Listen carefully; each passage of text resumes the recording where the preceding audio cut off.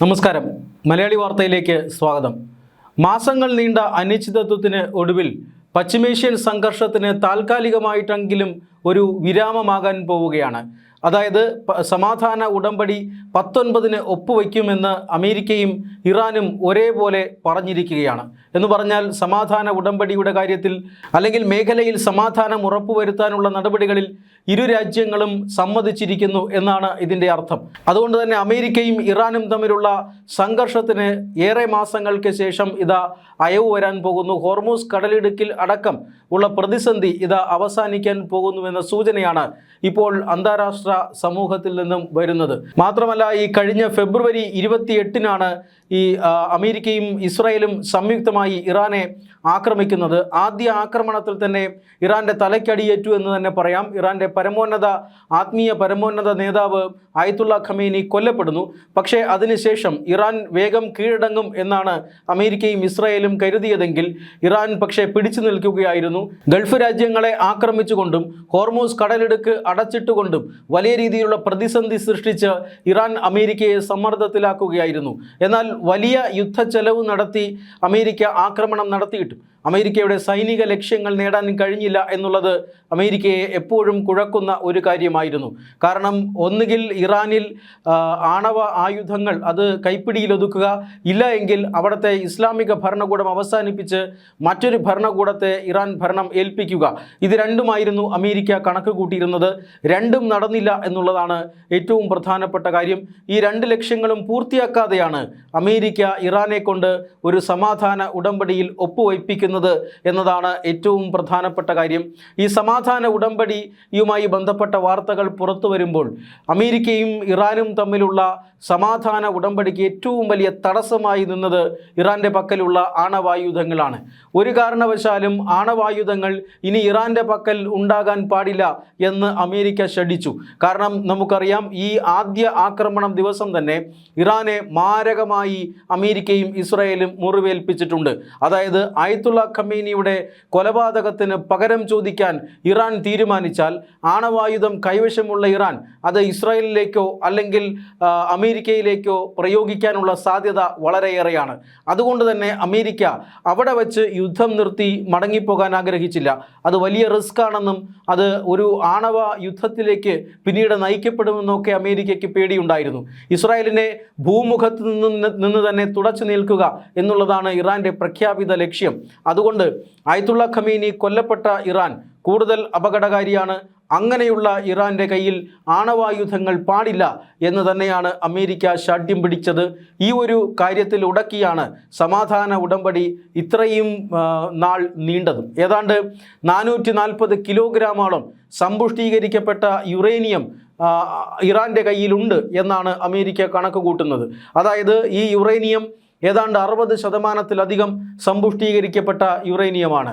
വൈദ്യുതി നിലയങ്ങൾ നിർമ്മിക്കാനാണ്, അല്ലെങ്കിൽ സിവിലിയൻ ആവശ്യത്തിന് വേണ്ടിയിട്ടാണ്, ഊർജ ആവശ്യങ്ങൾക്ക് വേണ്ടിയിട്ടാണ് തങ്ങൾ ഈ ആണവായുധം അല്ലെങ്കിൽ യുറേനിയം സമ്പുഷ്ടീകരിക്കുന്നത് എന്നാണ് ഇറാൻ പരസ്യമായി പറഞ്ഞുകൊണ്ടിരുന്നത്. പക്ഷേ ഈ വൈദ്യുതി ആവശ്യങ്ങൾക്ക് അല്ലെങ്കിൽ സിവിലിയൻ ആവശ്യങ്ങൾക്ക് ഉപയോഗിക്കുന്ന ഈ യുറേനിയത്തെ സംബന്ധിച്ചിടത്തോളം അത് ഏതാണ്ട് 20% വരെ, 5 മുതൽ 20% വരെ സമ്പുഷ്ടീകരിക്കപ്പെട്ട യുറേനിയം മതിയാകും അതിന്. എന്നാൽ ഇറാൻ്റെ കയ്യിലുള്ളത് 60% വരെ സമ്പുഷ്ടീകരിക്കപ്പെട്ട യുറേനിയമാണ്.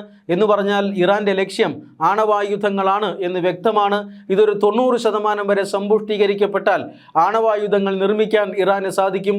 അതായത് 10ഓളം ആണവായുധങ്ങൾ ഈ 440 കിലോഗ്രാം യുറേനിയം ഉപയോഗിച്ച് ഇറാൻ നിർമ്മിക്കാൻ കഴിയുമെന്നാണ് ഈ രംഗത്തെ പല വിദഗ്ധരും വിലയിരുത്തുന്നത്. ഇതാണ് അമേരിക്കയെയും ഇസ്രായേലും ഭയപ്പെടുത്തുന്നത്. അതുകൊണ്ട് സമാധാനം വേണമെങ്കിൽ ഈ സമ്പുഷ്ടീകരിക്കപ്പെട്ട യുറേനിയം അത് അവസാനിപ്പിക്കണം, അല്ലെങ്കിൽ അത് നശിപ്പിക്കണം എന്നാണ് അമേരിക്ക ആവശ്യപ്പെടുന്നത്. എവിടെയാണ് ഈ യുറേനിയം ഇറാൻ വച്ചിരിക്കുന്നത് എന്നതാണ് ഏറ്റവും പ്രധാനപ്പെട്ട കാര്യം. ഇസ്ഫഹാൻ മലനിരകളിലെ തുരങ്കങ്ങളിൽ ഏതാണ്ട് 200 കിലോഗ്രാമോളം സമ്പുഷ്ടീകരിക്കപ്പെട്ട യുറേനിയം ഉണ്ട് എന്ന് അന്താരാഷ്ട്ര ആണവോർജ്ജ ഏജൻസി അടക്കം കണക്കാക്കുന്നു. പക്ഷേ ബാക്കി എവിടെ എന്നുള്ളതിനെക്കുറിച്ച് ആർക്കും ഒന്നും അറിയില്ല എന്നുള്ളതാണ് യഥാർത്ഥ കാര്യം. എന്നാൽ അതുകൊണ്ട് തന്നെ ഇത് കൃത്യമായി പിടിച്ചെടുക്കുക എന്നുള്ളത്, സൈനിക നടപടികളിലൂടെ എടുക്കുക. ഈ യുറേനിയം അങ്ങോട്ടും ഇങ്ങോട്ടും മാറ്റുക എന്ന് പറഞ്ഞാൽ എളുപ്പമുള്ള കാര്യമാണ്. അതുകൊണ്ട് സൈനിക നടപടിയിലൂടെ ഇത് പിടിച്ചെടുക്കുക എന്നത് ഏറെക്കുറെ അസാധ്യമാണ്. അതുകൊണ്ട് ഈ സമ്പുഷ്ടീകരിക്കപ്പെട്ട യുറേനിയം അമേരിക്കയ്ക്ക് കൈമാറണം, അമേരിക്ക അത് നശിപ്പിക്കും, ഇല്ലെങ്കിൽ മറ്റേതെങ്കിലും രാജ്യത്തിന് അത് കൈമാറണം എന്നാണ് അമേരിക്ക ആവശ്യപ്പെടുന്നത്. പക്ഷേ ഇറാൻ ഒരു കാരണവശാലും ഈ യുറേനിയം കൈമാറാൻ തയ്യാറല്ല. വർഷങ്ങളായി തങ്ങൾ ആർജിച്ചെടുത്ത, തങ്ങളുടെ അധ്വാനം കൊണ്ട് നേടിയെടുത്ത ഒരു വസ്തുവാണത്. അത് രാജ്യത്തിൻ്റെ പരമാധികാരത്തിൻ്റെ അടയാളം എന്ന നിലയിലാണ് ഈ യുറേനിയത്തെ ഇറാൻ കാണുന്നത്. അതുകൊണ്ട് തന്നെ ഒരു കാരണവശാലും അത് രാജ്യത്തിന് പുറത്തേക്ക് കടത്തില്ല എന്നാണ് ഇറാൻ പറയുന്നത്. എന്നാൽ അത് അവിടെ തന്നെ, അതായത് ഇറാനിൽ തന്നെ അന്താരാഷ്ട്ര ആണവോർജ ഏജൻസിയുടെ മേൽനോട്ടത്തിൽ സൂക്ഷിക്കുക, ഇല്ല എങ്കിൽ ഇത് സമ്പുഷ്ടീകരിക്കപ്പെടാതെ ഇത് ആയുധം ഉണ്ടാക്കാൻ കഴിയാത്ത രീതിയിൽ ഡൗൺ ബ്ലെൻഡിങ് നടത്തുക എന്നീ സാധ്യതകളാണ് ഇപ്പോൾ നിലവിൽ അമേരിക്കയുടെ കൈവശമുള്ളത്. അമേരിക്ക ഇപ്പോൾ ഇറാനോട് ആവശ്യപ്പെടുന്നത് ഒന്നുകിൽ ഇത് നിങ്ങൾ ഞങ്ങൾക്ക് കൈമാറണം, ഞങ്ങളത് നശിപ്പിച്ചു കൊള്ളാം, ഇല്ലെങ്കിൽ ഞങ്ങളെ വിശ്വാസമില്ലെങ്കിൽ മറ്റേതെങ്കിലും രാജ്യത്തേക്ക് ഇത് മാറ്റണം, അമേരിക്ക പറയുന്ന മറ്റേതെങ്കിലും രാജ്യത്തേക്ക് മാറ്റണം, ഇല്ലെങ്കിൽ ആയുധങ്ങൾ ഉണ്ടാക്കാൻ കഴിയാത്ത രീതിയിൽ ഈ യുറേനിയത്തെ ഡൗൺ ബ്ലെൻഡ് ചെയ്യണം. അതുമല്ലെങ്കിൽ ഇറാൻ തന്നെ ഇനി അങ്ങോട്ട് സമ്പുഷ്ടീകരണം നടത്താതെ അന്താരാഷ്ട്ര ആണവോർജ ഏജൻസിയുടെ മേൽനോട്ടത്തിൽ ഇറാനിൽ തന്നെ ഇത് സൂക്ഷിക്കുക, കൂടുതൽ പ്രോസസ്സ് ചെയ്യാതെ സൂക്ഷിക്കുക എന്നീ നിബന്ധനകളാണ്, ഇങ്ങനെയുള്ള പല വഴികളാണ് അമേരിക്ക നിശ്ചയിക്കുന്നത്. പക്ഷേ ഇത് മൂന്നാമത്തെ കാര്യം, അതായത് ഇറാനിൽ തന്നെ ഈ യുറേനിയം സൂക്ഷിക്കാനാണ് ഇറാന് താല്പര്യം.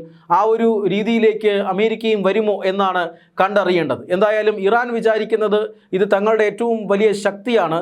ഈ പറയുന്ന ലോകത്തിലെ ഒന്നാമത്തെ സൈനിക ശക്തി എന്നൊക്കെ പറയുന്ന അമേരിക്ക അടക്കമുള്ള രാജ്യങ്ങൾ തങ്ങളുടെ മുന്നിൽ വന്ന് ഇങ്ങനെ നിൽക്കുന്നത് ഈ പറയുന്ന യുറേനിയത്തിൻ്റെ ശക്തി കൊണ്ടാണ് എന്നാണ് ഇറാൻ കരുതുന്നത്. അതുകൊണ്ട് ഒരു കാരണവശാലും യുറേനിയത്തെ വിദേശത്തേക്ക് കടത്താൻ ഇറാൻ അനുവദിക്കില്ല. പക്ഷേ എങ്ങനെയാണ് ഈ സമാധാന ഉടമ്പടി വരും ദിവസങ്ങളിൽ ഉരുത്തിരിഞ്ഞു വരുന്നത് എന്നുള്ളതാണ് ഏറ്റവും പ്രധാനം.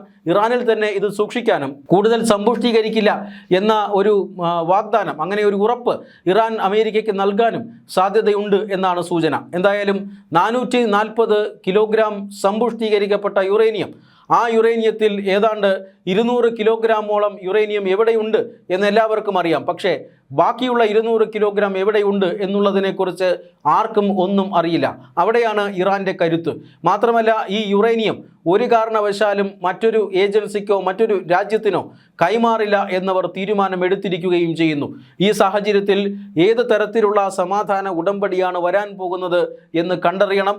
ഒരുപക്ഷെ ആദ്യഘട്ടമായി, ഈ സമാധാനത്തിൻ്റെ ആദ്യഘട്ടമായി ഉപരോധങ്ങൾ പിൻവലിച്ച് ഇറാനിയൻ തുറമുഖങ്ങൾക്ക് മുന്നിലുള്ള അമേരിക്കൻ ഉപരോധം പിൻവലിക്കാനാണ് സാധ്യത. അതിനുശേഷം ആയിരിക്കും ഈ ആണവ നിരായുധീകരണം സംബന്ധിക്കുന്ന ചർച്ചകൾ നടത്തുക.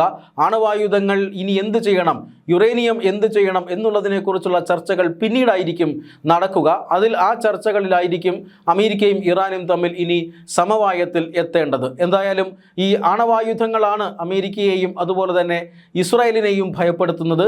ആ ആണവായുധങ്ങൾ ഈ ഒരു രീതിയിലേക്ക് മാറ്റാനാണ് സാധ്യത. അമേരിക്കയും ഇറാനും ആഗ്രഹിക്കുന്നത് അതുതന്നെയാണ്. ഒരു കാരണവശാലും ഞങ്ങളുടെ ഈ സമ്പുഷ്ടീകരിക്കപ്പെട്ട യുറേനിയം വിദേശ രാജ്യത്തേക്ക് അയക്കില്ല എന്ന നിലപാടിൽ ഇറാൻ ഇപ്പോഴും തുടരുന്നു എന്നാണ് സൂചനയും.